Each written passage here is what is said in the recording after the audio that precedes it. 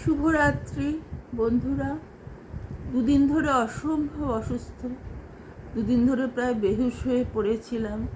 কোনো সার ছিল না, অসহ্য মাথার যন্ত্রণা এবং পেটের সেই সঙ্গে পেটের যন্ত্রণা ও লুজ মোশন সাংঘাতিক। ওঠার কোনো ক্ষমতাই ছিল না। তাই আজকে রাত্রিবেলা বসে গেলাম একটা ইউটিউব আপলোড করতে, একটা গল্প পড়ে শোনাবো বলে। শরীরটা যখনই নিজের কাজের জায়গার ফিরলাম, তখন শরীরটা আস্তে আস্তে ভেঙে যেতে লাগলো। এটাই ভাবি বোধহয় মানুষের ভাগ্য, ভবিতব্য। আমার ভাগ্যে নেই। আমার লেখার ভালোবাসা, আমার পড়াশোনা করার ভালোবাসা, আমার গান করার ভালোবাসা, এটা আমার ভাগ্যে নেই। যখন ছিল তখন তাড়াহুড়ো করে বাবা বিয়ে দিয়ে দিলেন। এমন জায়গায় বিয়ে হলো যেখানে আমি কোনো কিছু সুযোগ পেলাম না, কারুর কাছ থেকে পেলাম না, আমার স্বামীর কাছ থেকেও না।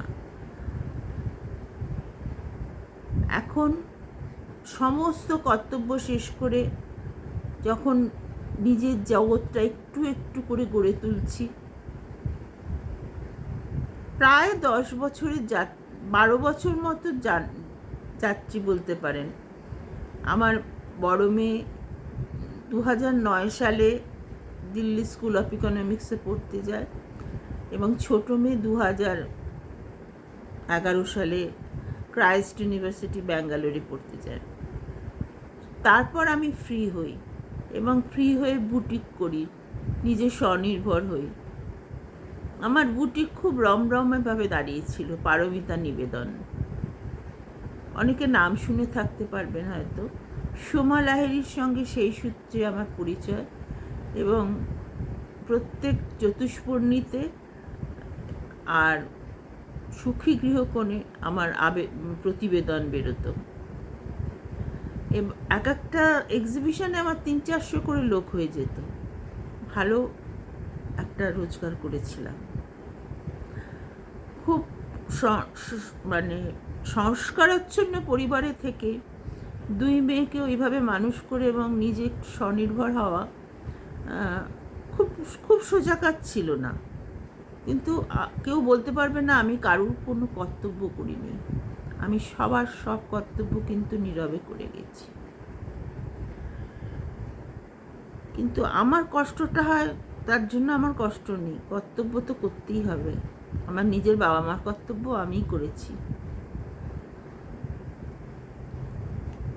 দিদি আমেরিকায় থাকতো, ও বছরে 3 মাসের জন্য আসতো।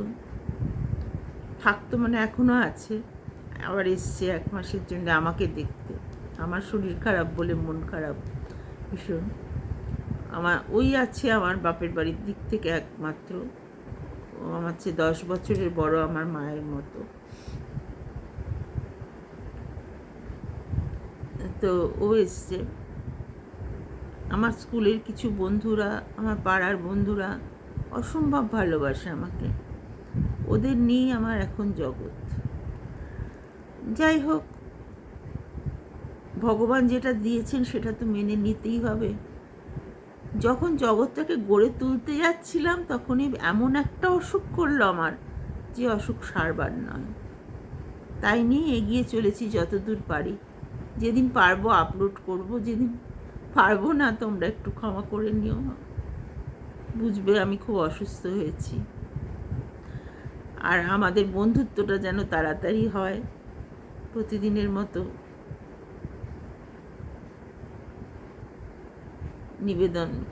আবেদন করছি যে আমাদের বন্ধুত্বটা একটু তাড়াতাড়ি হয়ে যাক। লাইক, ভালো লাগলেও কমেন্ট করো, না ভালো লাগলেও করো, বা রোজই বলি লাইক, শেয়ার, কমেন্ট করো। তো আজকে আমি একটা, শরীরটা ভালো নেই, ছোট একটা গল্প পড়ে শোনাচ্ছি। ঘরে ঢুকেই খাটের উপর ব্যাগটা ছুঁড়ে ফেলে দিল রিমলি। শয্যায় গা এলিয়ে দিল। ধরিত্রী দেবী ঘরে ঢুকে বললেন, এত রাত অবধি তুমি কোথায় ছিলে? আমি তোমাকে তার উত্তর দিতে বাধ্য নই।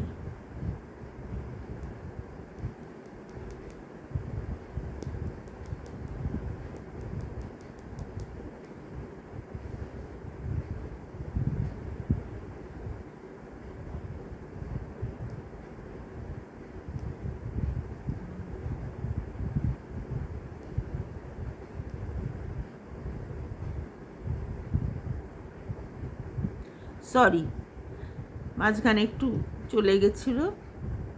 আমি আর প্রথম থেকে বলছি না, শরীরটা খারাপ, আমি আবার ধরে নিচ্ছি জিনিসটা। ঘরে ঢুকে খাটের ওপর ব্যাগটা ছুঁড়ে ফেলে দিল রিমলি, শয্যায় গা এলিয়ে দিল। ধরিত্রী দেবী ঘরে ঢুকে প্রশ্ন করলেন, এত রাত অবধি তুমি কোথায় ছিলে? আমি তোমাকে তার উত্তর দিতে বাধ্য নই মা, আমার কাজ ছিল। কি কাজ ছিল সেটাই জানতে চাইছি। তুমি তো কোনো মাল্টিন্যাশনাল কোম্পানিতে কাজ করো না, সে যোগ্যতাও তোমার নেই। এই নিয়ে তাহলে কি এমন কাজ ছিল যে রাত 12টার সময় তোমায় বাড়ি ফিরতে হলো, তাও স্বাভাবিক অবস্থায় নয়? মা প্লিজ, যুগটা অনেক এগিয়ে গেছে, এই আধুনিক যুগের সাথে তুমি পরিচিত নও, এই নিয়ে কথা না বলাই ভালো। তা তোমার মতে আধুনিকতা মানে রাত 12টা অবধি মদ খেয়ে বেলেল্লাপনা করা? এটাকে আধুনিকতা বলে না। আধুনিকতা মানে পুরাতন মানুষের সৃষ্টি কিছু সংস্কার থেকে নিজেকে মুক্ত করা। আধুনিকতা মানে মানবিক হওয়া, অন্যের দুঃখকে নিজের দুঃখ বলে মনে করে তার সঙ্গে ভাগ করে নেওয়া। আধুনিকতা মানে স্বনির্ভর হওয়া, স্বামী বা বাবার কাছ থেকে ভিক্ষে করে টাকা ওড়ানো নয়, বা অত্যাচারী স্বামীর অপমান সহ্য করে তার সাথে এক বিছানায় রাত কাটানো নয়। স্বামীর অপমানের ভাত না খেয়ে নিজের রোজগারের ওপর নির্ভর করা। পরাধীনতা বা অন্যায়ের প্রতিবাদ করা, যা আমি করেছি। আমি একজন স্বনির্ভর মহিলা, একটা সরকারি কলেজে পড়াই। তোমার আধুনিক বাবা আর ঠাকুমার এই হুকুমটা মেনে নিইনি। আমার চাকরি ছেড়ে দেওয়া নিয়ে আমার ওপর যে চাপ সৃষ্টি করা হয়েছিল তার প্রতিবাদ আমি করেছি। আমি নিজের রোজগারে ভাত খেয়েও তোমার ঠাকুমার শেষ অবধি সেবা করে গেছি। এটা আমার মানবিকতা থেকে করেছি, একে আধুনিকতা বলে না। মা প্লিজ, আমার বাবা আমায় যুগ উপযোগী করে তৈরি করছেন। তুমি এই যুগের নও, এই যুগের সাথে পরিচিত নও। তুমি তোমার পুরনো ধ্যান ধারণা নিয়ে থাকো, আমায় জ্ঞান দিও না প্লিজ। তোমার যুগের আধুনিকতাটা কি বাবার কাছ থেকে প্রতি মাসে মোটা হাত খরচ ভিক্ষা করে নেওয়া, উচ্ছৃঙ্খল জীবনযাত্রা করা? এরপর একদিন আমি খবরের কাগজে হোর্ডিংয়ে তোমাদের নাম দেয়া থাকবে, অমুক শিল্পপতির মেয়ে মদ্যপ অবস্থায় মধ্যরাত্রে বাড়ি ফিরছিল, সে সময় কিছু সমাজ বিরোধী তার ইজ্জত লুটে তাকে মাঝপথে ফেলে দিয়ে গেছে।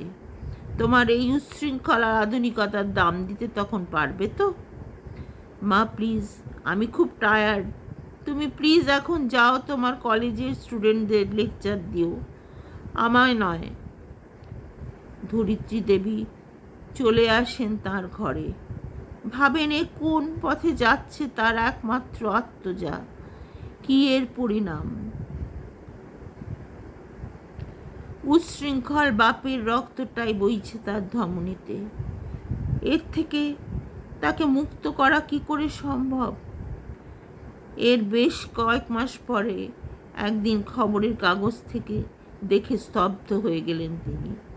তার ভবিষ্যৎবাণী যে এত তাড়াতাড়ি মিলে যাবে তা তিনি ভাবতেও পারেননি।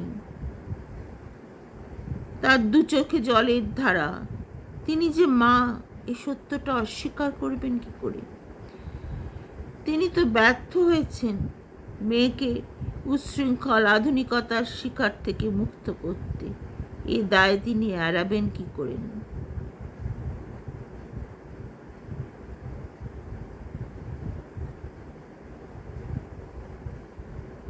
তিনি ছুটে চলে যান নার্সিংহোমে, স্তব্ধ হয়ে মেয়ের মাথায় হাত বুলিয়ে দেন। মেয়ে ফুঁপিয়ে কেঁদে ওঠে। মা তার মাথায় হাত বুলিয়ে বলেন, কিছু হয়নি, এটা একটা সামাজিক দুর্ঘটনা। সামাজিক অবক্ষয়ের শিকার হয়েছ। এবার থেকে জীবনের চলার পথটা বদলে ফেলো। সত্যি আধুনিক হও, মনে প্রাণে আধুনিক হও, কিন্তু উচ্ছৃঙ্খল হয়েও না। বাইরে বেরিয়ে দেখতে পেলেন তার স্বামী দাঁড়িয়ে আছে। তাকে দেখে হাত জোর করে বললেন, আমায় ক্ষমা করো, এবার থেকে মেয়ের ভার তুমি নাও, আমি হেরে গেলাম। সে তো নেব, মায়ের দায়িত্ব তো অস্বীকার করতে পারি না। সেটা আমার আধুনিকতায় বলে না। সেটা তুমি বললেও নেব, না বললেও নেব। ওকে ঠিক পথে ফিরিয়ে আনাই আমার দায়িত্ব, তা আমি করব। আর আমায় ক্ষমা করতে পারবে? না, পারবো না। ইচ্ছাকৃত অপমান আর অত্যাচারী স্বামীর শয্যা সঙ্গিনী হতে আমি অপারগ। নিজেকে অসম্মানিত হতে দিতে পারবো না। এটা আমার আধুনিকতা। নমস্কার।